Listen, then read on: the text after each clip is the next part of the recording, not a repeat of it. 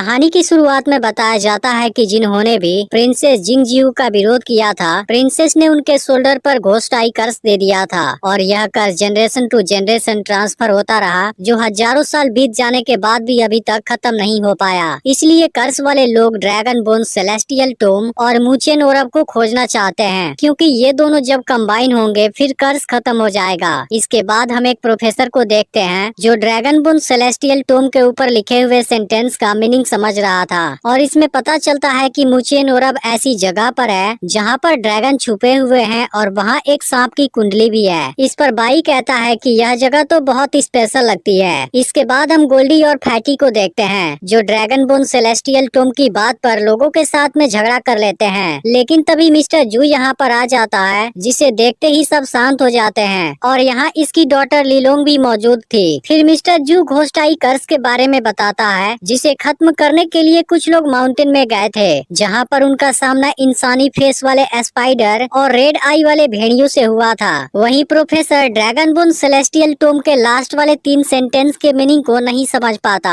तभी इसकी डॉटर सेरिल आती है और बताती है कि चेन नाम का आदमी इसके बारे में बता सकता है, क्योंकि वो माउंटेन में गए ग्रुप का सोल सर्वाइवर है। फिर तीनों चेन से मिलने जाते हैं, लेकिन वो सेरिल से अकेले में बात करना चाहता था, इसलिए प्रोफेसर और बाई गेट पर आ जाते हैं। इसके बाद सेरिल जैसे ही मूचेन ओरब के बारे में बात करती है, इसे सुनते ही चेन गुस्सा हो जाता है और कहता है, तुम लोग उसे कभी भी नहीं खोज सकते, क्योंकि तुम कभी भी उस माउंटेन को पार ही नहीं कर पाओगे। इस पर सेरिल पूछती है कौन सा माउंटेन, जिस पर चेन कहने लगता है माउंटेन लाखों साल जीते हैं, इसलिए इंसान उसके असली बदलाव को नहीं देख सकता। इस पर सेरिल कहती है चाहे कुछ भी हो जाए हम उसे जरूर खोजेंगे, क्योंकि हम तुम्हारी तरह डरने की वजह से अंधा होने का नाटक नहीं करते। अब इस बात को सुनते ही चेन अपनी आंखें दिखाता है, जो बहुत ही भयानक लग रही थी। फिर भी ये लोग नहीं मानते और अपने सफर पर निकल जाते हैं, लेकिन माउंटेन पर आगे जाने का रास्ता बंद होता है और इस जगह पर इनकी बस नीचे जाते जाते बच जाती है। फिर प्रोफेसर देखता है यहाँ का मैग्नेटिक फील्ड तो काफी स्ट्रॉन्ग है और कहता है कि हम लोग एम्परर के कब्र के बिल्कुल नजदीक हैं। फिर बाई सभी को साइयून के घर ले जाता है, जो इसको जानती थी। फिर बाई साइयून से ड्रैगन माउंटेन में जाने का रास्ता पूछता है, तब साइयून कहती है मेरी डॉटर तुम्हें वहाँ का रास्ता बता देगी। तभी इसकी डॉटर कांग भी आ जाती है और इसको देखते ही काफी खुश हो जाती है। अब रात के समय लिलोंग और फैटी फ्लेम फ्लाई को देख काफी खुश हो रहे थे, लेकिन फैटी जब इसको पकड़ने जाता है उसका हाथ बुरी तरह से जलने लगता है। तब कांग बताती है इनको कोई भी टच नहीं कर सकता, क्योंकि ये उसे बुरी तरह से जला देंगे चाहे वो कोई भी हो। इसके बाद कांग इनको फ्लेम फ्लाई किंग को दिखाती है, जिसको इसने बोतल में बंद करके रखा था। फिर वो जैसे ही बोतल को ओपन करती है, अपने किंग का स्मेल पाते ही सभी फ्लेम फ्लाई उसकी तरफ जाने लगते हैं। फिर कांग बताती है कि जिस दिन इनके किंग की मौत होगी उसी वक्त सभी फ्लेम फ्लाई भी उसके साथ में खुद को जला लेंगे। इसके बाद लिलोंग इसके साथ खेलने लगती है, जिसे सेरिल और बाई भी देख रहे थे। अब अगले दिन कांग इनको गाइड करती है और उनको उस रास्ते पर ले जाती है जो ड्रैगन माउंटेन की तरफ जाता था। अब नदी के पास कांग रुक जाती है और बाकी लोग राफ्ट पर यहाँ से आगे बढ़ने लगते हैं। फिर कांग इनको बताती है कि रात में उस जगह पर जहरीली गैस फैल जाती है, इसलिए तुम लोगों को कैसे भी उस आइलैंड पर जाना होगा जो हवा में लटका हुआ है। तभी हम देखते हैं कि फैटी फ्लेम फ्लाई किंग को अपने साथ लेकर आ गया है। अब ये सभी गुफा के अंदर आगे बढ़ रहे थे, तभी गोल्डी को वाइपर फिश पकड़ लेती है, लेकिन सेरिल इसको तुरंत मार देती है। फिर भी गोल्डी का कुछ ब्लड नीचे गिर गया था।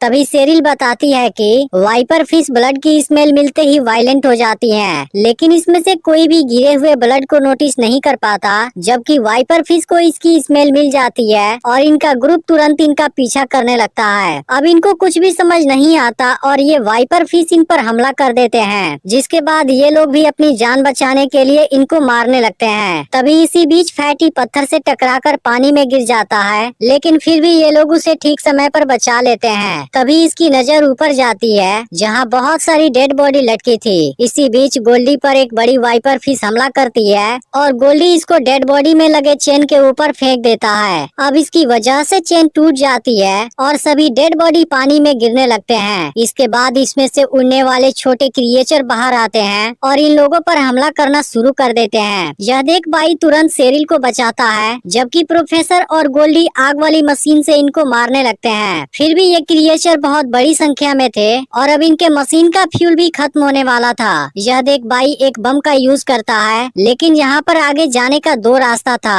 तभी इसमें से पहली वाली राफ्ट डिस्ट्रॉय हो जाती है, जबकि दूसरी वाली दूसरे रास्ते से होकर आगे चली जाती है और ये लोग पानी में गिर जाते हैं, जिसमें कि बाई, सेरिल और गोल्डी थे, जो कि पानी से निकलकर आगे बढ़ने लगते हैं। वहीं दूसरी तरफ लीलोंग, फैटी और प्रोफेसर भी एक जगह पर आते हैं, जहां इनको बहुत सारी डेड बॉडी दिखाई देती हैं और असल में ये उन सभी वर्कर की डेड बॉडी थी जिन्होंने एम्परर सियान के कब्र को बनाया था। वहीं बाई के ग्रुप को किसी क्रिएचर की आवाज सुनाई देती है और तभी एक क्रोकोडाइल इनके सामने आ जाता है और वो इन पर हमला करने लगता है। फिर वो सेरिल का पीछा करता है, जिसके बाद वो अपनी जान बचाने के लिए भागने लगती है। इधर प्रोफेसर के ग्रुप के पीछे भी क्रोकोडाइल आने लगता है, जिसके दौरान लीलोंग नीचे गिर जाती है और क्रोकोडाइल बिल्कुल इसके पास में खड़ा हो जाता है। यह देख प्रोफेसर और फैटी भी छुप जाते हैं और फिर मौका पाकर लीलोंग के पास आते हैं, लेकिन क्रोकोडाइल फिर से इनको देख लेता है और बहुत भयानक तरीके से इनका पीछा करने लगता है। वहीं दूसरी तरफ बाई सेरिल को क्रोकोडाइल से बचाता है, लेकिन क्रोकोडाइल अब इसको पकड़ लेता है। यह देख सेरिल इस पर तीर से हमला करने लगती है, जिसके वजह से क्रोकोडाइल अब इसके पीछे पड़ जाता है। फिर सेरिल एक जगह पर छुप जाती है, जहाँ पर क्रोकोडाइल का मुंह फंस जाता है। इसके बाद बाई पीछे से हमला करता है, लेकिन क्रोकोडाइल पर इसका कोई असर नहीं होता।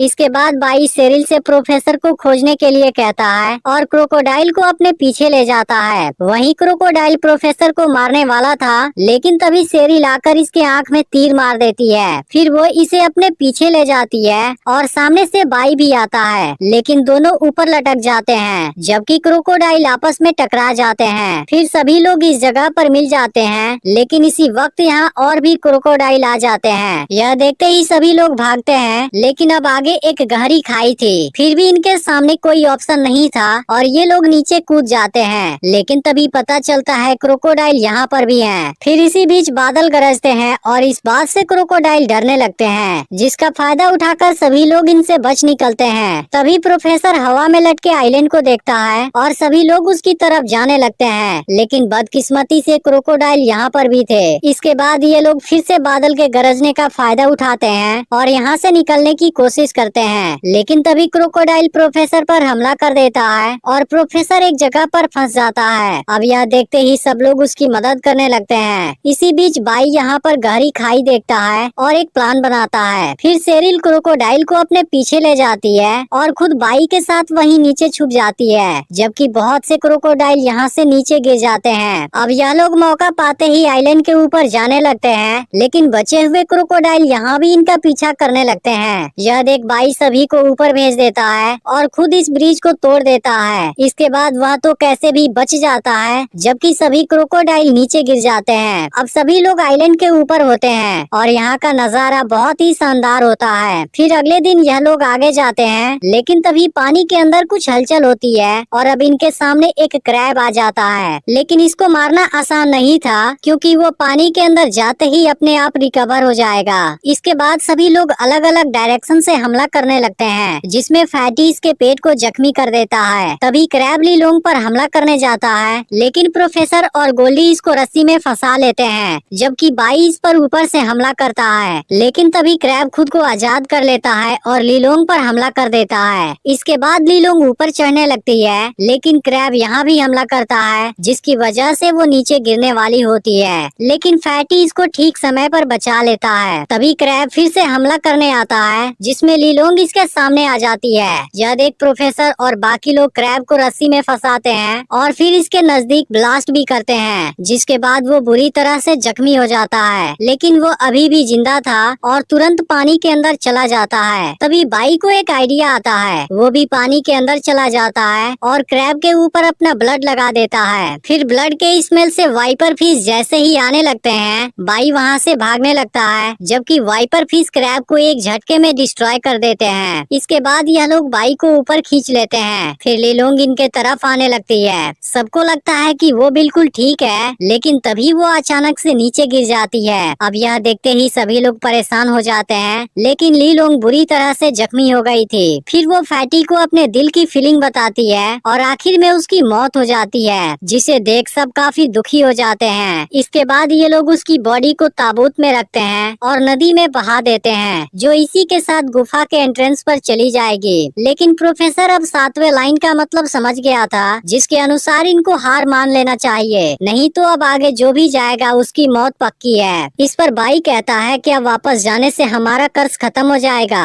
लेकिन अब सेरिल अपने फादर की बात मान जाती है, क्योंकि वापस जाकर ये लोग अपनी बची हुई लाइफ को अच्छे से जीना चाहते थे। यह सुनकर अब गोल्डी और फैटी भी वापस जाने का डिसाइड कर लेते हैं। लेकिन बाई ऐसा नहीं करता, क्योंकि वो किसी भी कीमत पर घोस्ट आई कर्ज को खत्म कर देना चाहता है, जो इनको बिना किसी वजह के मिला है। फिर बाई जैसे ही जाने लगता है, सेरिल इसे प्रपोज करती है और इसके साथ जाने का डिसाइड कर लेती है। अब यह देख फैटी और गोल्डी भी इनके साथ में जाने के लिए तैयार हो जाते हैं। लेकिन प्रोफेसर इनके साथ नहीं जाता और दुखी होकर ताबूत में एंट्रेंस की ओर जाने लगता है। इसके बाद चारों लोग ऊपर चढ़ते हैं और माउंटेन पर आ जाते हैं, जहाँ इनके सामने बहुत ही शानदार पैलेस था। इसके बाद ये लोग जैसे ही कुछ आगे जाते हैं, इनको एम्परर की स्टैचू नजर आती है, जिसके हाथों में ही मुचेन ओरब था। लेकिन तभी अचानक से यहाँ पर बहुत से क्रिएचर आने लगते हैं, जो कि दिखने में बहुत ही भयानक लग रहे थे। इसके बाद ये लोग अपनी जान बचाने के लिए इनके साथ फाइट करने लगते हैं, जिसके दौरान ही बाई स्टैचू के पास